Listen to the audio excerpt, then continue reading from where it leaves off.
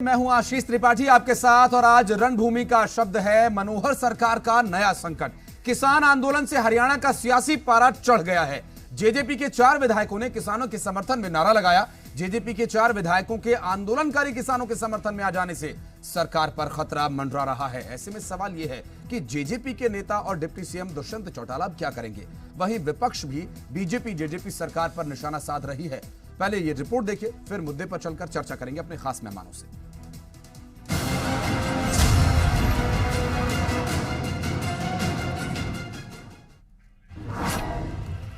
किसान आंदोलन से चढ़ा हरियाणा का सियासी पारा। जेजेपी के 4 एमएलए ने लगाया किसानों के समर्थन में नारा। सरकार पर खतरा मंडराया, अब क्या करेंगे दुष्यंत चौटाला। मनोहर सरकार का नया संकट। देश भर के किसान कृषि कानून के खिलाफ हरियाणा दिल्ली बॉर्डर पर डटे हुए हैं। ऐसे में किसान आंदोलन की सेंक हरियाणा की राजनीति में भी साफ महसूस की जा रही है। पहले विपक्ष ने सरकार को कृषि कानून पर घेरा, लेकिन अब किसान आंदोलन पर अपनों ने भी मुंह मोड़ना शुरू कर दिया है। जेजेपी के 4 विधायक किसानों के समर्थन में खुलकर आ गए हैं। हालांकि पार्टी चुप्पी साधे हुए है। जेजेपी के विधायक रामकुमार गौतम, जुलाना से अमरजीत ढांडा, बरवाला से जोगीराम सिहाग और गोहला चीका से ईश्वर सिंह समर्थन में आ गए। ऐसे में अगर किसानों का आंदोलन लंबा चला तो हरियाणा के सियासी समीकरण गड़बड़ा सकते हैं। इतना ही नहीं, रामकुमार गौतम केंद्र और अपनी ही राज्य सरकार को सुझाव भी दे रहे हैं। और मैं समझता हूँ मोदी साहब को बिना देर किए 9 तारीख तक का इंतजार नहीं करना चाहिए। 8 तारीख को भारत बंद है। ऐसे हालात में अगर देर करेंगे मोदी साहब, बहुत देर हो जाएगी। मनोहर लाल जी खट्टर सरकार के मुखिया हैं, उनसे भी कहना चाहूँगा फौरन सेशन बुलाएं, स्पेशल सेशन, और सारी पार्टियां यूनानिमस एक रेजोल्यूशन डालें कि मोदी जी देर ना करो। वहीं कांग्रेस किसान आंदोलन के पक्ष में और सरकार के खिलाफ लगातार हल्ला बोल रही है। हरियाणा से राज्यसभा सांसद दीपेंद्र हुड्डा हरियाणा सरकार और उनके सहयोगियों को पाप का भागीदार बता रहे हैं। आंदोलनकारी किसानों के समर्थन में उतरे जेजेपी के विधायकों को लेकर भी उन्होंने अपनी राय रखी। इस सरकार में जो भी भागीदार हैं वो पाप में बराबर के भागीदार हैं, किसान के विरोध में बराबर के भागीदार हैं। बाकी जहाँ तक लोगों की बात है, लोगों हरियाणा वासियों ने स्टैंड ले लिया। धीरे धीरे इनके सारे विधायक भी स्टैंड ले रहे हैं और इनके पास अब कोई स्टैंड बचा नहीं। ये जरूर है कि कांग्रेस के अंदर बैठे लोग ये चाहते हैं कि इस आंदोलन की आड़ में सरकार को किसी तरह की हानि हो जाए और तुम्हारा दाव हो। ऐसा नहीं। कृषि कानूनों को रद्द करवाने की मांग पर अड़े किसानों की मान मनोबल करने में जुटी केंद्र सरकार की कोशिशें कब कामयाब होंगी, ये तो वक्त ही बताएगा। लेकिन इस बीच बीजेपी के सहयोगी दल के विधायकों के रुख से हरियाणा सरकार के सामने एक नया संकट आ खड़ा हुआ है। ब्यूरो रिपोर्ट, जी मीडिया।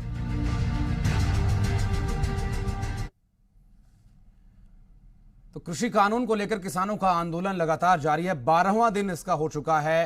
केंद्र लगातार मनोबलों में जुटी हुई है, लेकिन इस बीच हरियाणा सरकार पर, गठबंधन सरकार पर जो संकट मंडरा रहा है, इस पर चर्चा करेंगे। लेकिन इस बीच चलेंगे हमारे संवाददाता विनोद लांबा इस वक्त ग्राउंड जीरो से हमारे साथ मौजूद हैं। विनोद, आंदोलन 12वें दिन में प्रवेश कर चुका है और इस आंदोलन के 12वें दिन क्या है ताजा हालात, लगातार इस पर भी हम चर्चा करेंगे। फिलहाल आप कहां पर हैं और क्या कुछ है तस्वीरें हमारे दर्शकों के लिए? देखिए, बिल्कुल मैं सिंघू बॉर्डर पर हूं और सिंघू बॉर्डर की तस्वीरें मैं अगर आपको दिखाऊं तो जिस तरह से जो तमाम आंदोलनकारी हैं वो तो डटे हुए ही हैं, लेकिन उसके साथ साथ ये बड़े बड़े से टेंट लगाकर कैंप बन गए। गुरु तेग बहादुर पार्क है और पार्क में देखें तो खाने पीने से लेकर तमाम व्यवस्था आपको नजर आएगी और जो तमाम किसान आंदोलनकारी हैं वो भी आपको नजर आएंगे।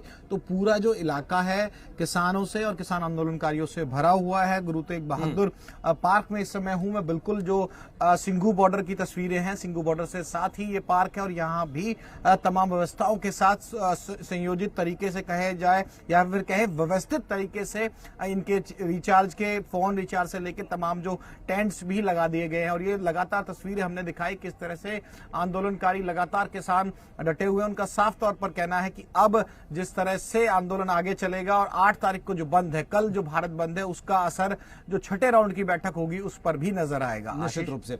विनोद, आप बने पैनल है हमारे साथ खास मेहमानों का एक पूरा पैनल है। एक बार मैं तारुफ करा दूं अपने मेहमानों का। वंदना पोपली जी हमारे साथ बीजेपी से हैं। वंदना जी बहुत स्वागत है आपका। रमेश कुमार बामल साहब कांग्रेस से अपना पक्ष रखेंगे। रमेश जी बहुत स्वागत है आपका। दीप कमल जी हमारे साथ अब से कुछ ही देर में जुड़ेंगे। सूबे सिंह जी हमारे साथ जुड़े हुए किसान नेता, किसानों का पक्ष रखेंगे। सूबे सिंह जी बहुत स्वागत है आपका। कल की क्या तैयारियां सूबे सिंह जी? बंद का आपने समर्थन बुलाया और आपके इस आंदोलन को लेकर लगातार राजनीतिक दल भी आप लोगों का साथ दे रहे हैं। कल हम पूरा हिंदुस्तान बंद करेंगे और हरियाणा के अंदर हम सवेरे 8 बजे से और 3 बजे तक पूर्ण रूप से बंद करेंगे। कहीं से कोई सब्जी आपका मतलब अनाज, दूध, एक इमरजेंसी सेवा को छोड़कर जो एम्बुलेंस और दुल्हा दुल्हन की गाड़ी को छोड़कर हम हरियाणा की सड़कों पर कुछ भी नहीं चलने देंगे। हमारा मैं आऊंगा सूबे सिंह जी। रमेश जी से भी पूछ लेते हैं। रमेश जी कितना इस बंद को समर्थन दे रहे हैं? रमेश जी, किसानों ने बंद बुलाया है, कांग्रेस कितना साथ देगी इसमें? त्रिपाठी जी, कांग्रेस हमेशा किसानों के साथ है, आज से इंदिरा जी के टाइम से, और हमेशा साथ रहेगी। और हम जिला लेवल पे हम अपना प्रदर्शन करेंगे और किसानों की सपोर्ट में हम हमारा एजिटेशन करेंगे शांतिपूर्वक। ठीक है वंदना जी, परेशानियां बढ़ रही हैं। अब आपके सहयोगी दल जेजेपी के 4 विधायक कृषि आंदोलन के जो प्रदर्शनकारी किसान हैं उनके पक्ष में चले गए हैं। कांग्रेस जो बार बार सरकार को पाप की भागीदार, किसानों पर अत्याचार करने वाली सरकार बता रही थी, अब विपक्ष के बाद अपने भी सवाल उठा रहे हैं। कैसे बात बनेगी? देखिए आशीष, जननायक जनता पार्टी के जो 4 विधायक हैं वो कह रहे हैं हम किसान के साथ हैं। वही हम भी कह रहे हैं कि हम किसान के साथ हैं। ये जो कानून लाए गए हैं वो किसानों के लिए लाए गए थे, उनकी भलाई के लिए लाए गए थे। और ये सब चीजें जो पहले से कांग्रेस बोलती रही या बाकी जो लोग बोलते रहे, आज आपने शायद सुना होगा रविशंकर प्रसाद जी की पीसी जो थी, उन्होंने एक एक करके एक एक व्यक्ति का नाम लेकर बताया कि किसने कब क्या स्टेटमेंट दी थी कि हम लोग ये चाहते थे कि एटीएम से बंद हो जाए। इस सब के बावजूद कांग्रेस वहाँ पर खड़ी दिखाई देती है और कहीं ना कहीं राजनीति उनकी यहाँ पर लगातार दिखाई दे रही है कि किस तरह से किसानों को बहकाने का काम कर रहे हैं। लेकिन जहाँ तक आप जेजेपी की बात कर रहे हैं, वो किसानों के साथ खड़े होने की बात करें तो हम भी तो यही कह रहे हैं कि हम किसानों के साथ है। एक अंदेशा बार बार दिखाया जा रहा है, लेकिन यहाँ पर संदेशा है मोदी जी का कि किसानों के साथ खड़ा हूँ, किसानों की आय दुगनी करने के लिए प्रतिबद्ध हूँ, चाहता हूँ कि जो किसान है उसकी आय दुगनी हो जाए। एमएसपी पे तो उनको मिल रही है, एमएसपी पे तो बेच सकते हैं फसलें, लेकिन साथ के साथ मंदी जी वो किसानों की आय दोगुनी करना चाहते हैं, लेकिन किसान क्या चाहते हैं ये भी देखना होगा। हमारे साथ दीप कमल सारण साहब भी जुड़ गए जेजेपी से। सारण साहब, 4 विधायक ये कह रहे हैं कि कृषि कानून के लिए जो किसान आंदोलन कर रहे हैं हम किसानों के साथ हैं, लेकिन जेजेपी के मुखिया कुछ नहीं बोल रहे हैं। स्टैंड क्लियर नहीं हो पा रहा है जेजेपी का। सरकार के साथ है या सरकार के खिलाफ? नहीं, देखिए 4 नहीं, जेजेपी के 10 विधायक जो हैं वो किसानों के साथ हैं। और मैं थोड़ा सा आपकी जानकारी में लाना चाहता हूं कि जो पार्टी के राष्ट्रीय अध्यक्ष हैं डॉक्टर अजय सिंह चौटाला जी, उन्होंने पिछले सप्ताह ही बड़े स्पष्ट तौर पर कहा है कि किसानों की अगर एमएसपी लिखित रूप से कानून के अंदर शामिल करने की मांग है तो इसको शामिल किया जाना चाहिए। केंद्र सरकार को इसे कंसीडर करके शामिल कर लेना चाहिए। जो पार्टी के राष्ट्रीय अध्यक्ष जी ने अगर ये बात कही है तो इसका मतलब पार्टी पूरे तरीके से किसानों के साथ है। और उसके बाद जो डिप्टी सीएम दुष्यंत चौटाला जी हैं वो आज से 3 महीने पहले से लगातार एक बात कह रहे हैं कि जब भी एमएसपी पर कोई भी बात आएगी, जो सरकार की तरफ से मिनिमम सपोर्ट प्राइस दिया जाता है विभिन्न फसलों का, और हरियाणा सबसे ज्यादा फसलों का एमएसपी देता है, अगर उसमें कोई बदलाव या कमी किसी भी स्टेज पर कभी की गई तो वो पहले इंसान होंगे जो इस्तीफा देकर लोगों के बीच में आएंगे। दिग्विजय सिंह चौटाला जी पिछले 1 सप्ताह से लगातार ये बात आपके जरिए कह रहे हैं कि जो किसानों पर मुकदमे दर्ज किए गए हैं आंदोलन के दौरान, प्रदर्शन के दौरान, वो सभी मुकदमे हरियाणा सरकार वापस ले, इसके लिए वो गृह मंत्री अनिल से भी मिल चुके हैं और मुख्यमंत्री जी तक भी अपनी मांग पहुंचा चुके हैं। तो हर स्टेज पर राम कुमार गौतम जी जो कि काफी वरिष्ठ नेता हैं आपकी पार्टी के और विधायक हैं आपकी पार्टी से, वो कह रहे हैं कि केंद्र सरकार को कानून वापस ले लेना चाहिए, हरियाणा सरकार जल्द से जल्द सेशन बुलाए आपातकालीन और इस कानून को लेकर कोई प्रावधान करे जो कि हरियाणा में ये कानून लागू ना हो। तो ये आपके 10 विधायकों का रुख रहेगा या सिर्फ राम कुमार गौतम जी और उनके सहयोगियों का है? देखिए, मैं आपको पार्टी की तरफ से बता रहा हूँ, ये सारे के सारे विकल्प बातचीत के जरिए जो अब 9 तारीख को अगले दौर की होनी है उसी में से तो निकल कर आएगा कि किस बात पर सहमति बनती है। और हमारी पार्टी की तरफ से शुरू से केंद्र सरकार से ये आग्रह है कि किसानों की हर मांग को गौर से सुना जाए और उनकी संतुष्टि के साथ कोई समझौता, कोई बातचीत का अंजाम पहुंचाया जाए। 2 तारीख का इंतजार है। अब उसके बाद जो वहां से बातचीत, क्योंकि अब चल रही है, ऐसा नहीं है कि बातचीत रुकी है या खत्म हो गई है। जब बातचीत खत्म हो जाएगी, उसका जो परिणाम होगा, किसान उससे संतुष्ट होंगे, ये हमें उम्मीद है। और जो भी स्थिति होगी उसके बाद की बात उसके बाद होगी। रामकुमार गौतम जी अलग अलग समय पर अलग अलग बातें करते रहे हैं, उनका अपना तरीका है बातें कहने का। वो इस विषय पर मुझे नहीं लगता कि उनको कोई बहुत ज्यादा हमें बीच में लाना चाहिए। ये केंद्र सरकार और किसानों के बीच का मसला है, जिस पर हमारी पार्टी पूरे तरीके से किसानों के साथ है। और केंद्र सरकार से हमारा हर नेता आग्रह कर रहा है, हर विधायक आग्रह कर रहा है। दिग्विजय जी ने तो आज ये तक कहा है कि 10 विधायक जेजेपी के ही क्यों, 90 के 90 जो विधायक हैं हरियाणा के, आप एक विधायक ऐसा बताइए जो किसानों के साथ नहीं है। कौन ऐसा है और क्यों नहीं होना चाहिए? जो अन्नदाता है, जिसके किसानों के साथ, सारण साहब, किसानों के साथ हर कोई है, हर कोई, क्योंकि कृषि प्रधान देश है तो यूं तो सबको किसी ना किसी तरीके से किसानों से जुड़े हुए जरूर है। लेकिन कृषि कानून को लेकर जो विषय है कृषि कानून का, वो दरअसल यहां पर ज्यादा परेशानी पैदा कर रहा है और विपक्ष को एक मौका मिल रहा है। रमेश कुमार बामल साहब, अल्पमत में सरकार आ जाएगी, फ्लोर टेस्ट की मांग और तमाम तरह के आरोप, विश्वास खो चुकी है सरकार, कांग्रेस लगाती रही है। जेजेपी के विधायकों का रुख आपने देख ही लिया है, आपके लिए तो बहुत अच्छा मौका है। बिल्कुल त्रिपाठी जी, बात यह है कि शुरू से कांग्रेस पार्टी जब कोविड की आड़ में, एक तो भारतीय जनता पार्टी अपनी तानाशाही कर रही है कि कोविड की आड़ में एक तो बिल लेके आ रही है, पहले बिजली बिल लेके आए, फिर कृषि कानून लेके आए, उसके बाद जब ये कानून लेके आए तो इसके पर आपत्तियां जताई, तो उन आपत्तियों को दूर नहीं किया गया। रादर कि जो किसान जो एजिटेशन कर रहे थे कुरुक्षेत्र में, उनके ऊपर अत्याचार हुए, लाठीचार्ज हुए, मुकदमे दर्ज हुए, उनको रोका गया। ये एक तानाशाही है कि एक आदमी का, हमारे जो कॉन्स्टिट्यूशन में जो राइट दिए गए हैं, उनको एजिटेशन करने का उनका हक है, बताने का कि ये कानून इस तरीके से गलत है। उसके बाद उनकी सुनवाई नहीं हुई और आप इसको मनमाने तरीके से इनको कानूनन दर्जा दे देते हो। और फिर आप एक जुमला सुनाते हो, जैसे हमारे उप मुख्यमंत्री जी कहते हैं कि एमएसपी खत्म होगी तो मैं राजनीति छोड़ दूंगा। खट्टर जी कहते हैं कि जी एमएसपी खत्म हुई तो राजनीति छोड़ दूंगा। अरे भाई, ये हमारा देश ना संविधान से चलता, कानून से चलता, कानून में कोई प्रावधान नहीं है एमएसपी का, तो आप क्या जुमलों से दोगे क्या एमएसपी इनको? और दूसरी बात रही जी, इसमें सिर्फ किसान सफरर नहीं है त्रिपाठी जी, आप सुनिए, इससे मजदूर हैं, जो मजदूरी रोजगार छीना गया है, आड़ती है वो दुखी है, और कंज्यूमर सबसे ज्यादा दुखी होएगा, क्योंकि एक एसेंशियल कमोडिटी एक्ट था जो वो इन्होंने बिल्कुल खत्म कर दिया। उसमें एक लिमिट थी कि आप इस लिमिट तक स्टोर कर सकते हो।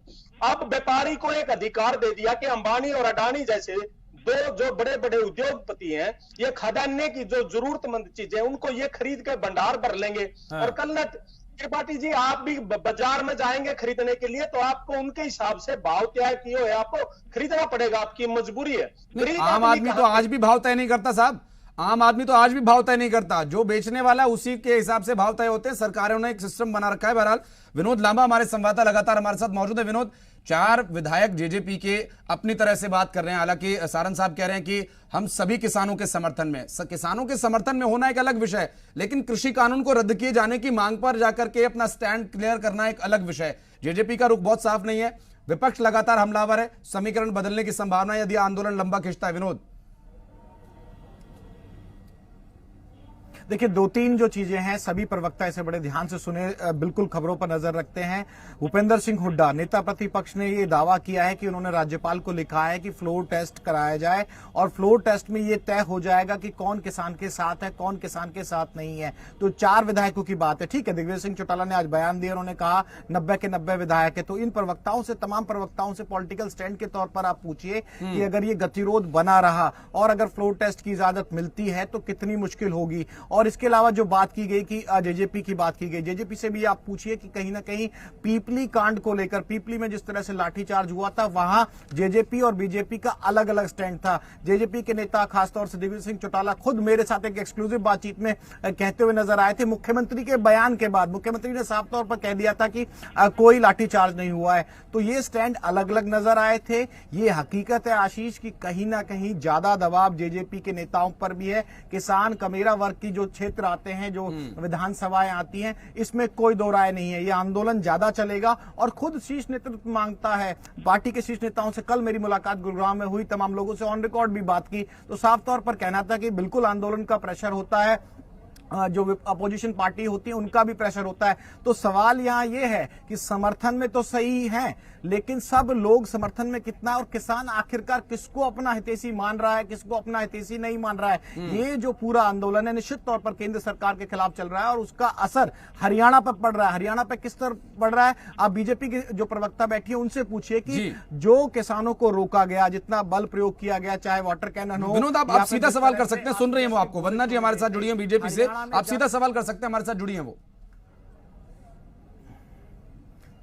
बिल्कुल यही सवाल है कि बीजेपी सरकार इस चीज को साफ करेगी। और ये बताइए कि सबसे ज्यादा किसान अगर किसी से नाराज हुए, दो ही लोगों के नारे लगते हैं, देश के प्रधानमंत्री के नारे लगते हैं उनके खिलाफ और हरियाणा के मुख्यमंत्री के खिलाफ यह नारे लगते हैं। और एक नया आप और एक चीज और बताइएगा और कांग्रेस के प्रवक्ता से भी पूछिएगा कि उन्होंने जिस तरह से कहा जेजेपी की तो बात करी ही जा रही है, लेकिन जो कृषि मंत्री उन्होंने साफ तौर पर कह दिया कि इस जो आंदोलनकारियों की डिमांड है उसमें एसवाईएल का पानी भी लिखवा लीजिए। ये सवाल कांग्रेस के प्रवक्ता से। और जो हरियाणा सरकार की छवि किसानों को लेकर खासतौर से उनको रोकने को बनी है, वो बीजेपी से आप पूछिए और जेजेपी से पूछिए कि वाकई अगर फ्लोर टेस्ट होगा तो आपके विधायक दबाव में क्यों नहीं आ जाएंगे। वंदना जी, देखिए, मैं अभी सुन रही थी बामन जी को भी और मैंने विनोद जी को भी सुना।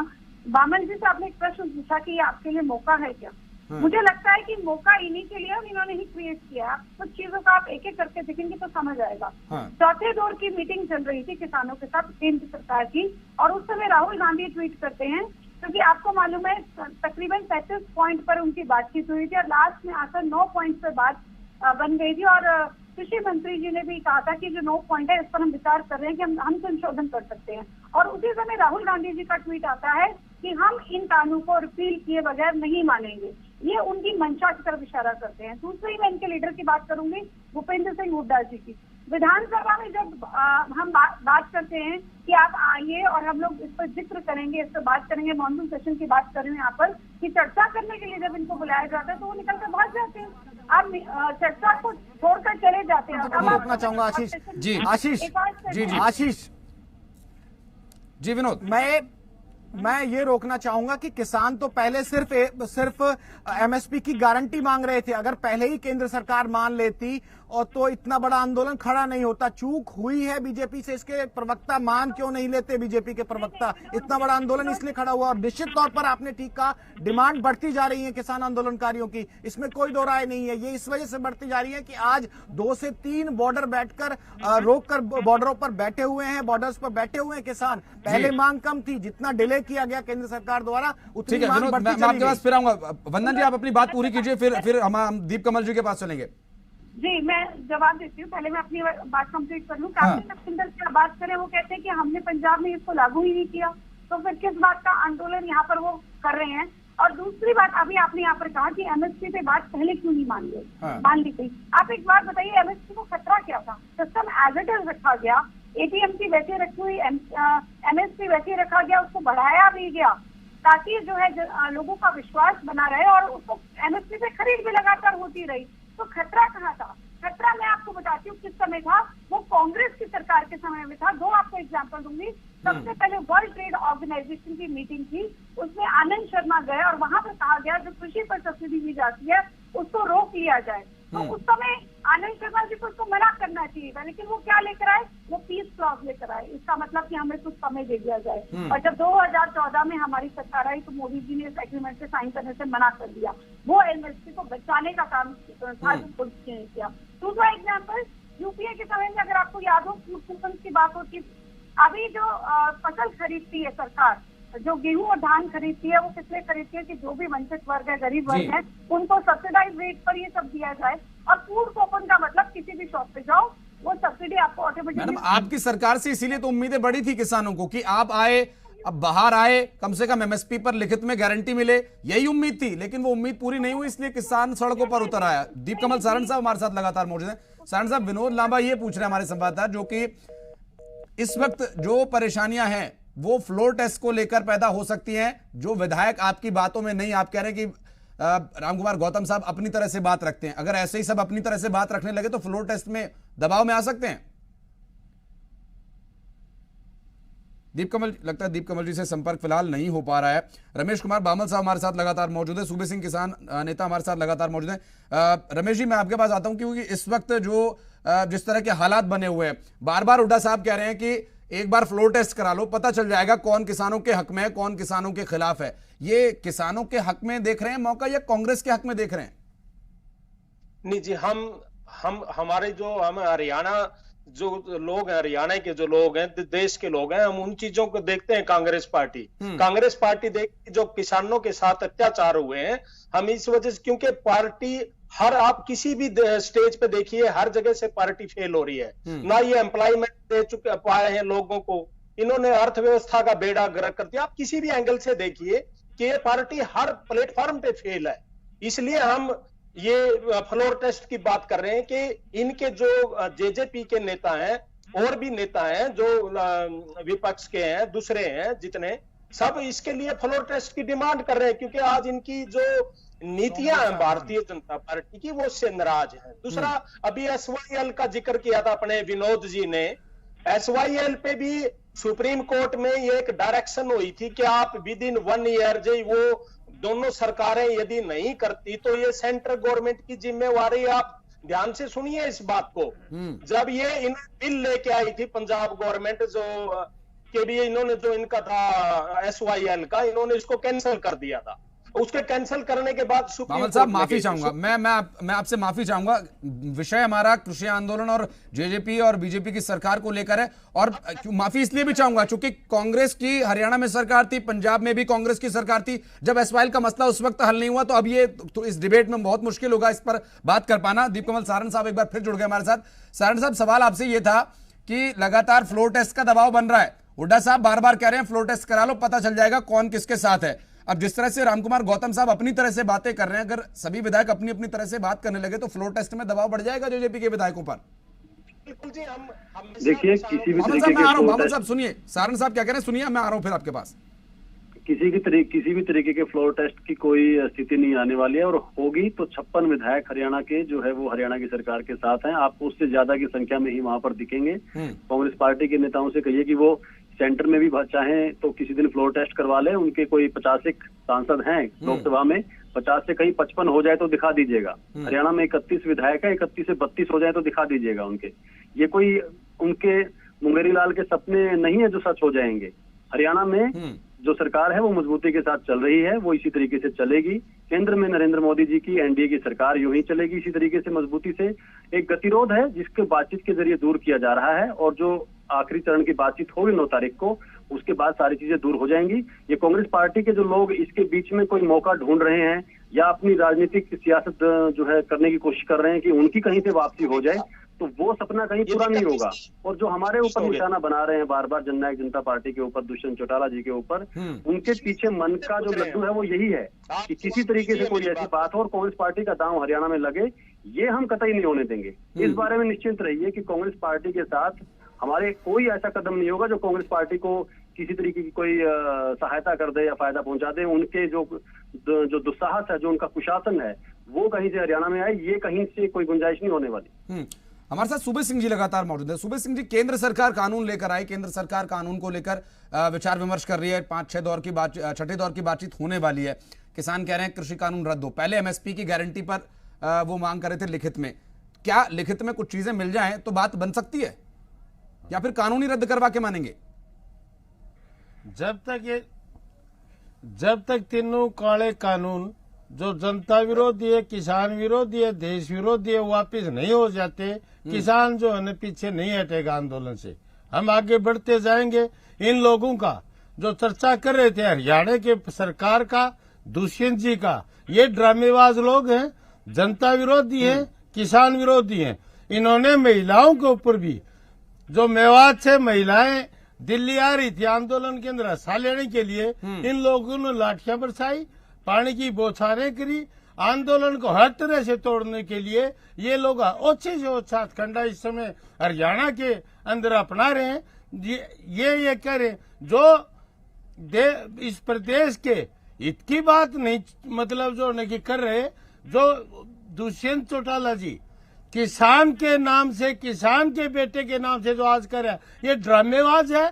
ड्रामा कर रहा है। किसान का इसके साथ कोई ताल्लुकात नहीं। ये हरियाणा के अंदर घुसेगा तब इसको पता चलेगा कि जनता और हरियाणा के किसान आपके साथ कितने हैं। वैसे दिल्ली के अंदर या और कहीं बैठकर बयानबाजी से किसान का इनका जो छोटा भाई है वो बयान दे रहा है, और दूसरे वो है क्या चीज, वो सरकार का कोई अंग नहीं। दुष्यंत क्या बोल रहा है, लोग दुष्यंत को बोलते हुए देखना चाहता है किसान, वो चुप है। वो सारंग साहब समय बहुत कम है, लेकिन एक अहम बिंदु छू दिया सूबे सिंह जी ने। दुष्यंत चौटाला क्यों नहीं बोल रहे कम समय में?